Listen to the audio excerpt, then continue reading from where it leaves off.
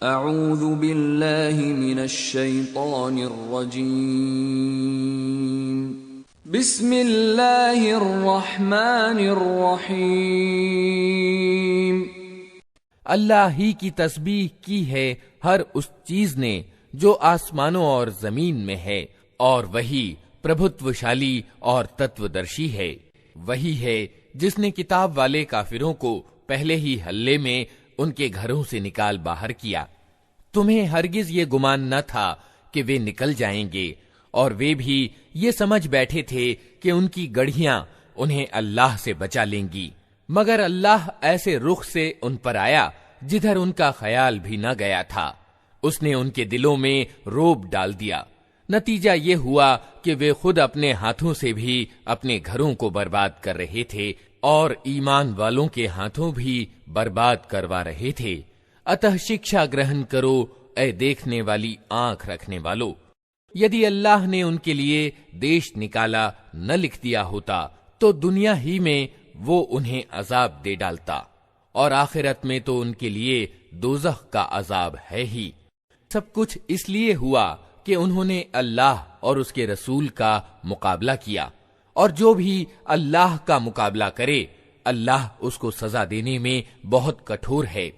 लोगों ने खजूरों के जो पेड़ काटे या जिनको अपनी जड़ों पर खड़ा रहने दिया, ये सब अल्लाह ही की अनुज्ञा से था, और अल्लाह ने ये अनुमति इसलिए दी ताकि उल्लंघनकारियों को अपमानित और रुस्वा करे। और जो माल अल्लाह ने उनके कब्जे से निकालकर अपने रसूल की ओर पलटा दिए, वे ऐसे माल नहीं हैं जिनके लिए तुमने अपने घोड़े और ऊंट दौड़ाए हों, बल्कि अल्लाह अपने रसूलों को जिस पर चाहता है प्रभुत्व प्रदान कर देता है, और अल्लाह को हर चीज पर सामर्थ्य प्राप्त है। जो कुछ भी अल्लाह बस्तियों के लोगों से अपने रसूल की ओर पलटा दे, वो अल्लाह और रसूल और नातेदारों और अनाथों और मुहताजों और मुसाफिरों के लिए है, ताकि वो तुम्हारे मालदारों ही के बीच चक्कर ना खाता रहे। जो कुछ रसूल तुम्हें दे वो ले लो, और जिस चीज से वो तुमको रोक दे उससे रुक जाओ। अल्लाह से डरो, अल्लाह कठोर सजा देने वाला है। वो माल उन गरीब घर बार छोड़ने वालों यानी मुहाजिरीन के लिए है जो अपने घरों और संपत्तियों से निकाल बाहर किए गए हैं। ये लोग अल्लाह का अनुग्रह और उसकी प्रसन्नता चाहते हैं, और अल्लाह और उसके रसूल की सहायता पर कटिबद्ध रहते हैं। यही सत्यवादी लोग हैं।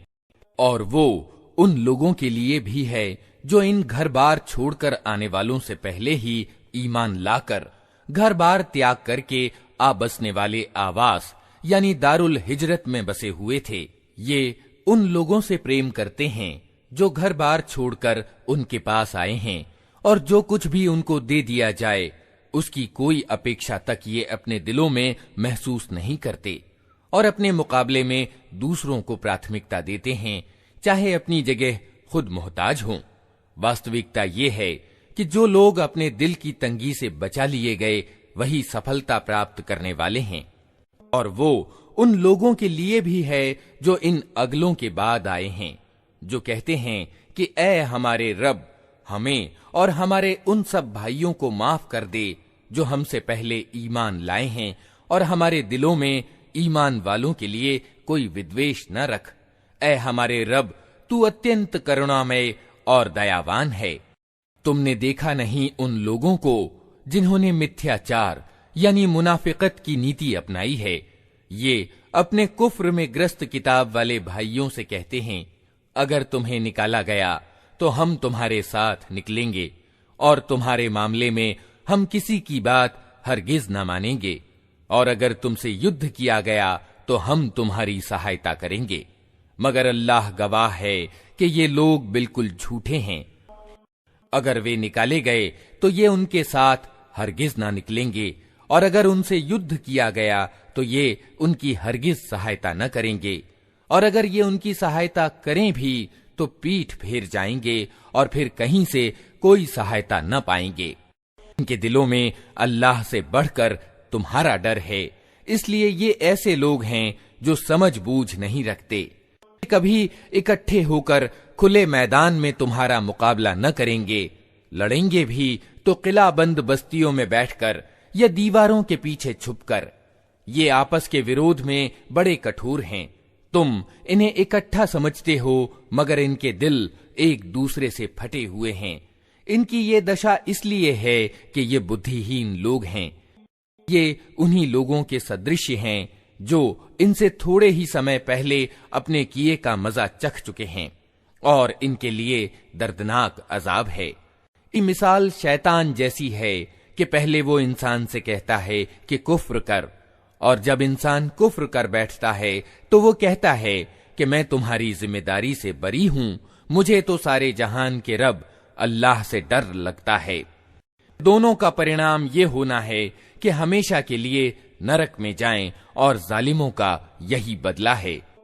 ऐ लोगों जो ईमान लाए हो, अल्लाह से डरो, और प्रत्येक व्यक्ति ये देखे कि उसने कल के लिए क्या सामान किया है। अल्लाह से डरते रहो, अल्लाह को यकीनन तुम्हारे उन सब कर्मों की खबर है जो तुम करते हो। लोगों की तरह न हो जाओ जो अल्लाह को भूल गए तो अल्लाह ने उन्हें खुद उनकी अपनी आत्मा यानी नफ्स भुला दी। यही लोग उल्लंघनकारी हैं। दोज़ख में जाने वाले और जन्नत यानी स्वर्ग में जाने वाले कभी समान नहीं हो सकते। जन्नत में जाने वाले ही वास्तव में सफल हैं। अगर हमने ये कुरान किसी पहाड़ पर भी उतार दिया होता तो तुम देखते कि वो अल्लाह के डर से दबा जा रहा है और फटा पड़ता है। ये मिसालें हम लोगों के सामने इसलिए बयान करते हैं कि वे अपनी हालत पर विचार करें। वो अल्लाह ही है जिसके सिवा कोई पूज्य यानी इलाह नहीं। अदृश्य और प्रकट हर चीज का जानने वाला वही सर्वोच्च, करुणामय और दयावान है। वो अल्लाह ही है जिसके सिवा कोई इलाह यानी पूज्य नहीं। वो सम्राट है, बड़ा ही पवित्र, सर्वथा सलामती, निश्चिंतता प्रदान करने वाला, निगहबान, सब पर प्रभुत्व रखने वाला, अपना आदेश बलपूर्वक लागू करने वाला और बड़ा ही होकर रहने वाला। पाक है अल्लाह उस शिर्क यानी बहुदेववाद के कर्म से जो लोग कर रहे हैं। अल्लाह ही है जो सृष्टि की योजना बनाने वाला और उसको लागू करने वाला और उसके अनुसार रूप बनाने वाला है। उसके लिए उत्तम नाम है। हर चीज जो आसमानों और जमीन में है उसकी तस्बीह यानी गुणगान कर रही है, और वो प्रभुत्वशाली और तत्वदर्शी है।